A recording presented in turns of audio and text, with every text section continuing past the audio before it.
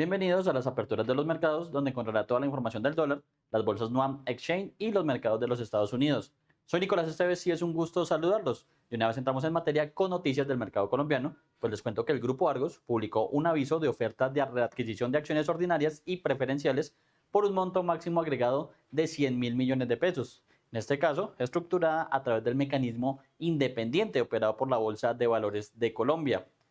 En ese sentido, la transacción se enmarca en la tercera línea del programa ACE 1.0, Argos Converge y Ford, presentado por la corporación el 5 de agosto del 2026 para alinear la cotización de mercado con el valor fundamental de la firma. El plan incluye un presupuesto total de 500 mil millones de pesos a ejecutar en un periodo de 12 meses mediante la combinación de las operaciones en el sistema transaccional y en el mecanismo independiente. El programa ACE 1.0 contempla además dos líneas de trabajo adicionales centradas en la excelencia operacional y en la gestión de activos y se suma a hitos recientes como la inclusión de la acción preferencial en los índices MSCI Emerging Markets y en el FTSE Russell, así como el avance de la monetización de activos en Pactia y también el negocio de desarrollo urbano. El procedimiento se efectuará bajo la modalidad del libro de ofertas, mecanismo mediante el cual los accionistas postulantes deben indicar a través de una comisionista de bolsa la clase de acción, la cantidad a vender y el precio pretendido. La convocatoria está dirigida a los titulares registrados en el libro administrado por Deceval a las 0 horas del miércoles 26 de agosto del 2026.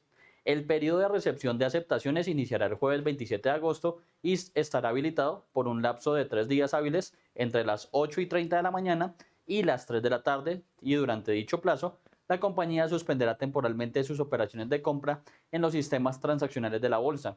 Una vez concluida la recepción de posturas básicamente el emisor fijará el precio definitivo de compra y las cuantías de adjudicación para cada especie. La Bolsa de Valores de Colombia adjudicará las órdenes dentro de los 5 días hábiles posteriores al cierre de la recepción, mientras que el pago se realizará al contado en moneda nacional al día hábil bursátil siguiente de la adjudicación. La firma Valores Bancolombia actuará como comisionista representante de Grupos Argos en el proceso. Con esta información les cuento que ya arrancaron las operaciones en las bolsas de Colombia, Lima y Santiago de Chile, que hacen parte de Nuam Exchange.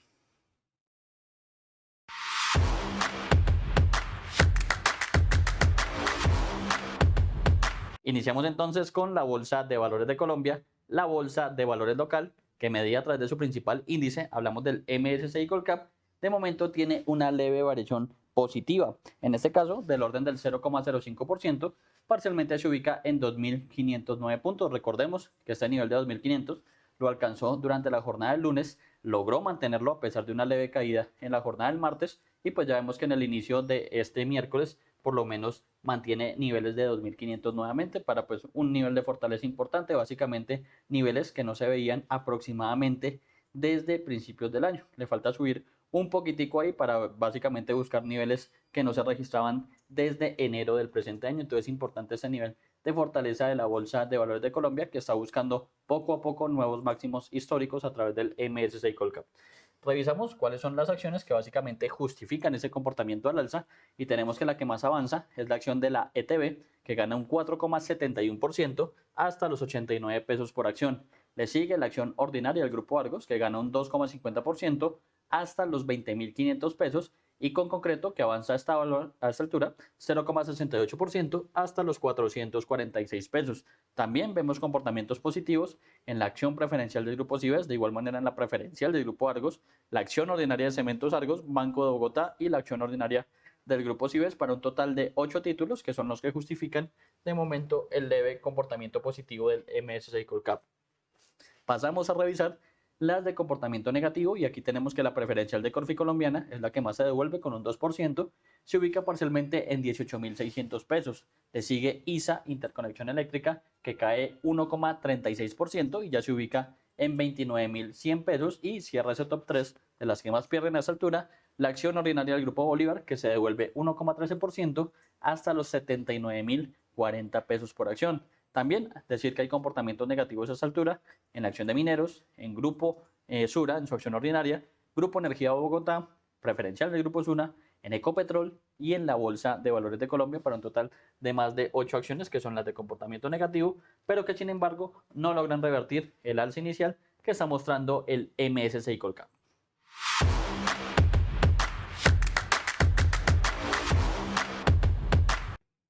Y pasamos con la segunda de las bolsas en cuestión. En este caso hablamos de la Bolsa de Valores de Santiago de Chile, que recordemos también hace parte de esta integración NUAM y que de momento, medida a través del IPSA, recordemos el índice de precio selectivo de acciones, tiene un comportamiento levemente negativo. En este caso pierde un 0,08% y parcialmente se ubica entonces en 11.439 puntos. Ahí venía, digamos, operando en niveles de 11.500 como lo habíamos en la sesión anterior. Sin embargo, pues este movimiento negativo básicamente responde también al movimiento internacional. Recordemos que esta bolsa opera muy de la mano con lo que sucede en Wall Street y pues hay un tono mixto, si se quiere, como ya lo estaremos viendo en estos principales índices estadounidenses que también pues obviamente llegan a afectar el comportamiento en Santiago de Chile. Revisamos cuáles son las acciones que básicamente justifican ese comportamiento a la baja inicialmente y tenemos que Cencosud es la que más pierde de momento, ya que se devuelve 1,08%. Le sigue Copec, que cae un 0,79%, y Banco de Crédito e Inversiones, que pierde un 0,73%. También movimientos negativos en SMU, Falabella, Vapores, Sociedad Química Minera de la clase B, Embotelladora Andina de la clase B, Banco de Chile, Mall Plaza, para un total de 10 títulos que básicamente son los que están justificando de momento ese movimiento a la baja. Revisamos también las de comportamiento positivo y tenemos la que más avanza, SCAP, que gana un 3,35%. Le sigue CMPC con un 1,25% al alza y Sencomols gana 1,20%. También comportamientos positivos, por ejemplo en Banco Santander, en el Latinoamérica, en Entel, en Quiñenco, Latam y Parque Arauco a esta altura de la jornada. Sin embargo, pues no, a pesar de que hay varias acciones también operando en verde, no logran hacer contrapeso de momento al comportamiento negativo que muestra el IPSA Chile.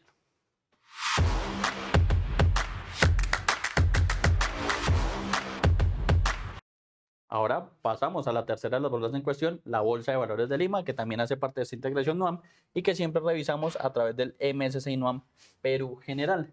En este caso, decir que está ganando por el orden del 1%, este principal indicador, el de referencia internacional para esta bolsa limeña, y de esta manera se ubica en 60.720 puntos y estaría abarcando nuevos máximos históricos este principal indicador de la Bolsa de Valores de Lima, alcanzando estos niveles de 60.700 ya, frente a un cierre anterior de 60.117 puntos. En jornadas anteriores incluso lo habíamos visto ya en niveles de 60.000, un poco más consolidado, pero llegando a 60.200 como lo que había sido ese pico máximo, por lo menos durante las últimas sesiones. Revisamos también entonces el MSCI NOAM Perú Select, que es el indicador que reúne las 14 acciones más líquidas de este mercado limeño y que en este caso avanza por el orden del 0,77% para ubicarse en 1.585 puntos frente a un cierre anterior o un registro anterior de 1.573 unidades al cierre del martes en este caso. Ya habiendo revisado que Colombia opera levemente al alza, Perú también opera en verde y Chile sí opera, digamos, de manera negativa, pues vamos a revisar cómo se comporta el MSCI NOAM USD, que recordemos que es el indicador que de manera integrada reúne el comportamiento de las acciones más relevantes de los tres mercados y que en ese sentido pues tiene una variación negativa por el orden del 0,20%, parcialmente se ubica entonces en 2.019 puntos, ya consolidado en esos niveles de 2.000, por lo menos este principal indicador de integración regional, pero pues de momento con un tono negativo. Y así lo miramos de manera particular y a modo de recorderis, pues Colombia y Perú operan al alza, mientras que Chile sí tiene una pequeña devuelta en este arranque de los mercados regionales. Y aprovechando que estamos hablando precisamente de estos temas, hagamos un repaso a cómo abrió el mercado cambiario colombiano, refiriéndonos al comportamiento del dólar versus el peso local. Aquí básicamente tenemos noticia, pues hay nuevos niveles de fortaleza, por lo menos en lo que respecta al corto plazo, en el dólar estadounidense en territorio colombiano. Inicialmente, y haciendo el recuento, el dólar abrió sobre los 3.105 pesos. Esto quiere decir que básicamente inicialmente rompió ese techo o esa resistencia de los 3.100 pesos que básicamente estaba atacando pero que no había logrado durante las últimas sesiones y con un valor inicial específicamente de 3.105 pesos. Esto quiere decir que inicialmente ganaba un poco más de 14 pesos, teniendo en cuenta que el cierre en el spot de la jornada del martes fue de 3.090 pesos con 70 centavos. Ya vemos que incluso tuvo un nivel de fortaleza bastante importante antes, más o menos hace aproximadamente una media hora, Sin embargo, ha perdido algo de fuerza y actualmente se cotiza sobre los 3.108 pesos con 50 centavos. Se mantiene por encima de los 3.100 pesos, pero un poco más cerca a lo que ya en este momento sería ese piso o ese soporte para la sesión de este miércoles. En promedio, la divisa se negocia en 3.115 pesos con 49 centavos y cabe recordar que la tasa representativa del mercado que rige en la jornada de este miércoles es de 3.081 pesos con 67 centavos. Como bien se observa en la gráfica, la divisa se ha movido o ha fluctuado entre un mínimo de 3.105 pesos, que básicamente fue su valor de apertura, y un máximo de 3.127 pesos, un valor que alcanzó básicamente aproximadamente sobre las 8:30 de la mañana y posteriormente ese movimiento de debilidad al que hacíamos referencia. En cuanto a los volúmenes de negociación, tenemos que se han transado 245 millones de dólares en un total de 293 operaciones, básicamente un volumen un poco alto, pero eso sí, reaccionando a los datos macroeconómicos que se conocieron en territorio estadounidense y que ya estaremos abordando. Eso sí, les cuento que se conoció el PSE, por ejemplo, el indicador de inflación preferido de la Reserva Federal, y también la primera revisión al PIB del segundo semestre o del segundo trimestre mejor en territorio estadounidense, lo que corresponde básicamente al primer semestre. A propósito de la apertura del mercado cambiario en Colombia, esto explica Mauricio Acevedo, él es estratega de divisas y derivados de Corfi Colombia. Los bancos y las entidades financieras que somos intermediarios del mercado cambiario recibimos y entregamos dólares todos los días. Algunos clientes compran dólares, otros venden, llegan pagos del exterior y también se vencen obligaciones. La posición propia de contado es un indicador que mide cuántos dólares tiene realmente la entidad financiera en un momento determinado. Cuando esa posición se reduce mucho, la entidad puede necesitar comprar dólares para recomponer su inventario. Si varios bancos están en la misma situación, al mismo tiempo aumenta la demanda de dólares y el tipo de cambio puede subir. A veces el dólar sube no porque haya una mala noticia económica, sino porque los bancos y otras entidades financieras tienen un problema temporal de caja en dólares. Es decir, necesitan más dólares de los que tienen disponibles en ese momento para cumplir pagos, préstamos o compromisos con clientes y otras entidades. Por esto muchas veces se habla de tensión de liquidez en dólares o problemas de caja en dólares. Estos anuncios no significan que el sistema financiero esté en problemas, sino que existe una necesidad puntual de conseguir dólares rápidamente, lo que impulsa su precio al alza. Esto es lo que viene sucediendo en las dos últimas jornadas y por ese motivo el dólar ha venido con un sesgo alcista. Ayer el dólar abrió en 3.050 y terminó cerrando 40 pesos arriba, en niveles de 3.090,30. La fluctuación de la jornada fue de 47 pesos entre un precio mínimo de 3.043 y un máximo de 3.098,75, en donde la figura de 3.100 ahora es una resistencia. Se operaron 1.744 millones de dólares y la TRM para hoy es de 3.081,67, donde subió 25 pesos con 16 centavos con respecto a la TRM de ayer. Los niveles para tener presentes para hoy son los siguientes, como resistencias 3.099, 3.108 y 3.116, como soportes 3.080, 3.073 y 3.063. Muy atentos a la jornada de hoy para saber si continuamos en este rebote gracias a los problemas de caja, que también se ven reflejadas en la disminución de las tasas de devaluación. Los precios del petróleo bajaron ayer a pesar de los renovados planes de Estados Unidos para endurecer la presión económica sobre Irán. La referencia Brent opera en 85,02 y la referencia WTI en 80,21. Las monedas en general amanecen en lateral operando con volatilidad, el euro en 1.1664, la libra en 1.3622 y el yen en 159,08. Por el lado del peso mexicano, también amanece operando en lateral y fortaleciéndose un poco en 16,9328. Para hoy en el calendario económico de Estados Unidos conoceremos a las 7:30 de la mañana uno de los datos preferidos de la Reserva Federal, los precios del gasto del consumo personal, y también se publicará el PIB del segundo trimestre. Y luego a las 9:30 de la mañana los inventarios de petróleo crudo de la AIE. Ahora bien, revisemos cómo se comporta el dólar, pero en el plano internacional. Recordemos, medido a través del DXY, indicador que mide la fortaleza de la moneda estadounidense, frente a una canasta de principales pares que, como siempre lo recordamos, incluye por ejemplo el euro, el franco suizo, la libra esterlina y el yen japonés, por nombrar los más relevantes. En este caso tenemos un dólar a nivel internacional reaccionando a esos datos macroeconómicos a los que hacíamos referencia hace algunos instantes y que se fortalece frente a esa canasta de divisas importantes. En este caso el dólar en el plano internacional se estaba fortaleciendo o avanza un 0,24% y ya recupera niveles de 99 puntos que había sido pues básicamente una resistencia durante las últimas sesiones y ya vemos que se ubica en 99,15 puntos ahí básicamente alcanzando niveles de fortaleza que no se veían aproximadamente hace 2 semanas, como bien lo muestra la gráfica. Entonces ahí pues algo de fortaleza del dólar estadounidense que también obviamente se transmite a lo que veíamos en territorio colombiano. De una vez, aprovechando este tema internacional, pues revisemos cómo se comportan los principales índices de Wall Street a esta altura de la jornada y comenzamos entonces por el promedio de industriales. Hablamos de el Dow Jones, que es el más grande dentro de este mercado bursátil estadounidense y que en este caso tiene un tono negativo por el orden del 0,09%.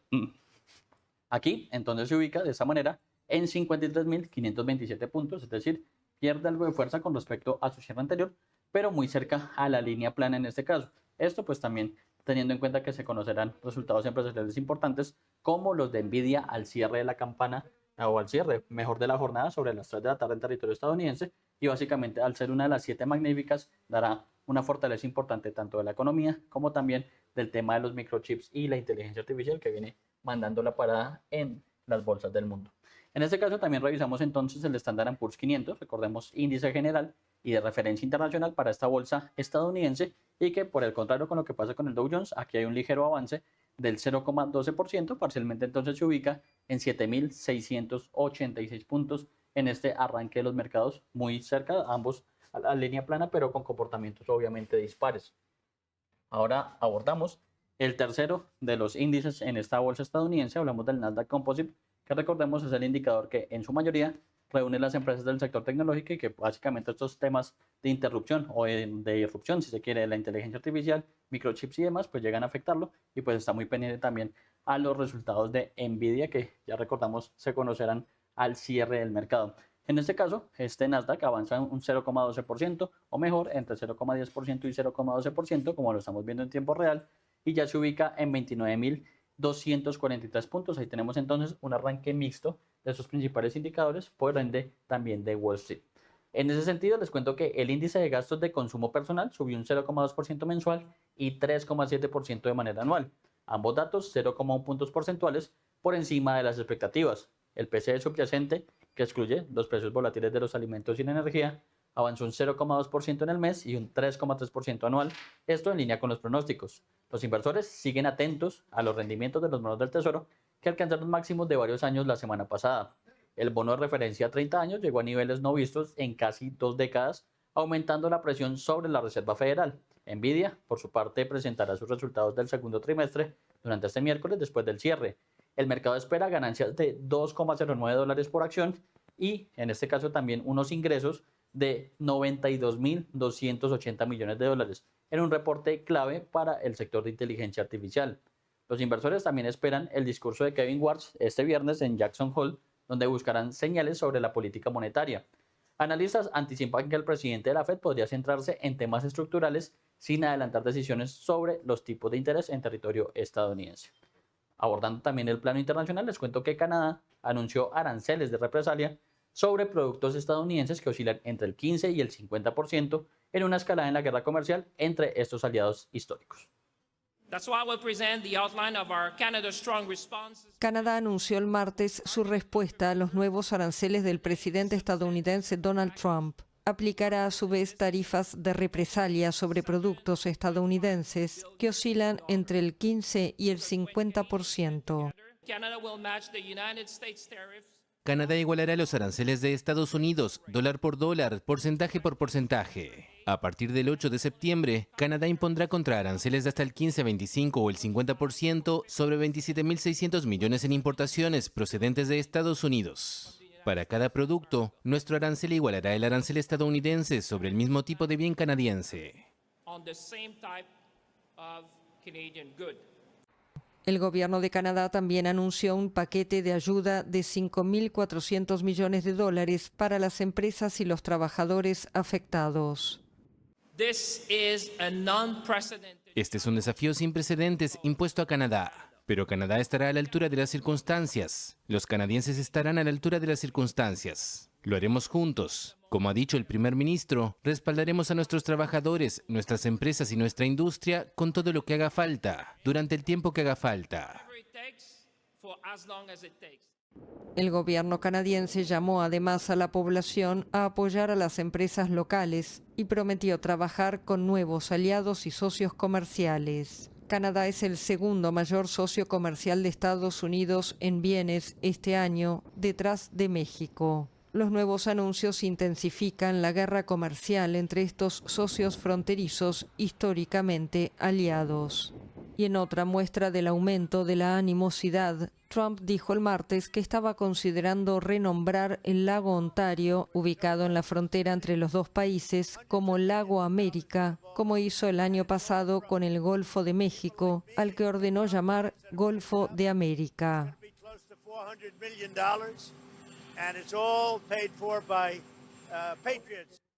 El jefe de Instagram admitió ante un tribunal de California que promocionó el éxito de herramientas de seguridad para adolescentes que prácticamente no se utilizaban. El jefe de Instagram, Adam Mosseri, admitió el martes ante un tribunal de California que promocionó el éxito de herramientas de seguridad para adolescentes que prácticamente no se utilizaban. Un abogado de la oficina del fiscal general de Colorado interrogó a Mosseri sobre la poca utilización de las herramientas conocidas como Take a Break y Quiet Mode, lanzadas en 2021 y 2023 respectivamente. Mientras Take a Break permite a los usuarios configurar recordatorios para dejar de desplazarse por la pantalla, Quiet Mode silencia las notificaciones nocturnas. Con más de 3.000 millones de usuarios en todo el mundo, Instagram es parte de Meta, la también casa matriz de Facebook y WhatsApp. Cuando se le preguntó a Mosseri si Meta había revelado las bajas tasas de adopción de estas herramientas, que no superan el 2% de las cuentas, admitió que la empresa no lo hizo. Sin embargo, señaló que estas funciones de seguridad se activaron por defecto en las cuentas para adolescentes, que incluyen controles parentales y se lanzaron en 2024. Meta sabía que sus herramientas para proteger a los adolescentes en Instagram eran ineficaces, de acuerdo con los testigos que han declarado durante la última semana. Otros 2 ex empleados de la empresa también declararon que las herramientas en cuestión no eran efectivas. La organización de Mark Zuckerberg está defendiendo su posición frente a las acusaciones de una coalición de 29 estados de Estados Unidos, que sostienen que la empresa diseñó deliberadamente sus productos para enganchar a los niños y recopilar sus datos bajo engaños. Los estados piden cerca de $200.000 millones en multas contra Meta. Una derrota judicial podría forzar cambios fundamentales en el modelo de negocio de la compañía y hacer temblar a toda la industria. El juicio entró en su segunda semana el lunes y se espera que se prolongue hasta finales de septiembre. Y continuando con más información, ahora abordaremos el mercado de deuda pública teniendo en cuenta precisamente la publicación de los datos que hacíamos referencias. Un PCE que salió en línea con las expectativas y una revisión al PIB del segundo trimestre que en este caso pues básicamente no tuvo cambios con respecto al dato preliminar ya que se ubicó en un crecimiento del 1,5%. En ese sentido pues vamos a revisar cómo se comporta el bono de referencia a 10 años, recordemos un indicador importante de la salud de la economía estadounidense y que en este caso como reacción a esos datos de momento tiene un avance de 2 puntos básicos, es decir, que se ubica en una tasa del 4,66%. Recordemos que en el mercado de deuda pública siempre hay un comportamiento inverso. Cuando suben las tasas, aunque de manera leve como ocurre en este momento, pues cae el precio del bono o del papel puntualmente, por lo que podemos hablar entonces de una ligera desvalorización tras la publicación de esos datos macro en territorio estadounidense. En otro de los sectores importantes, les cuento que los precios del petróleo prolongaron sus descensos este miércoles en medio de la disminución de la preocupación por el conflicto militar en el Golfo y mientras los operadores sopesan las perspectivas de un acuerdo entre Irán y Omán para garantizar una ruta de tránsito segura a través del estrecho de Hormuz. En ese sentido, pues vamos a revisar cómo se comportan las principales referencias del petróleo, comenzando por el de referencia Brent, que recordemos es el de referencia mundial y a su vez el de referencia europea, fundamental para empresas como Ecopetrol y Petrobras en sus temas financieros y que básicamente pues está operando entonces a la baja en este momento. Aquí tenemos entonces un descenso de este petróleo de referencia por el orden del 1,34%, es decir, que parcialmente se ubica en $87.39 el barril. Vamos a revisar también entonces cómo se comporta a esta altura, pues básicamente en este caso el petróleo de referencia estadounidense. Hablamos del WTI, el West Texas Intermediate, que tiene una variación negativa por el orden del 1,15%, y en este caso ya se ubica en $81.41 el barril. Hay que decir que, como lo estábamos diciendo desde un principio, pues ese petróleo viene, por lo menos en las 3 jornadas de esta semana, perdiendo con bastante fuerza, y ya a esa altura estaría acumulando pérdidas por encima del 6% con respecto a la referencia que teníamos el viernes pasado. Hay importantes niveles de debilidad del dólar, del petróleo, en este caso a nivel internacional, en sus principales referencias, tanto el Brent como el WTI. Les cuento que ratifican a esta altura una condena de 3 años de prisión contra el alcalde de Arauca, William Cadena, por un robo de 16.000 millones de pesos en regalías petroleras que puso a manos de Probolsa y Serfinco. Conociendo los 3 procesados impugnantes, especialmente el decreto 1525 de 2008, así como los términos del concepto del asesor jurídico sobre la prohibición de realizar operaciones de recompra o repo y sobre el imperativo de acreditar la calidad de las empresas que intervendrían en la operación, decidieron ignorar todo esto de manera deliberada para sus ilícitos propósitos y en su lugar dieron viabilidad y materializaron una inversión que no solo estaba prohibida, sino que implicaba transferir recursos de excedentes de liquidez por regalías petroleras a una entidad que no estaba autorizada para manejar dineros o recursos de terceros. De esta manera, se apropiaron en favor del gerente de Probolsa de más de 9.000 millones de pesos, con conocimiento de que la operación a través de la cual ese hecho se materializó estaba prohibida, y en favor de un tercero que ni legal ni reglamentariamente estaba facultado para recibirlo, lo cual sin duda revela el conocimiento de la ilicitud y la voluntad de ejecutarla, pues los sucesos en ese sentido no corresponden a un simple descuido, negligencia o imprudencia, sino a una conducta deliberada, a una omisión consciente y suficientemente informada, en orden a apropiarse de dichos recursos en favor del tercero, lo que de paso desvirtúa que se trate de un peculado culposo, como lo pretende la defensa del entonces alcalde. 9:12 de la mañana, con esa información, precisamente con la ratificación de esa sentencia, pues terminamos este programa de aperturas de los mercados. Eso sí, los invito a que sigan conectados a toda la programación de Primera Página Televisión, el canal de los negocios.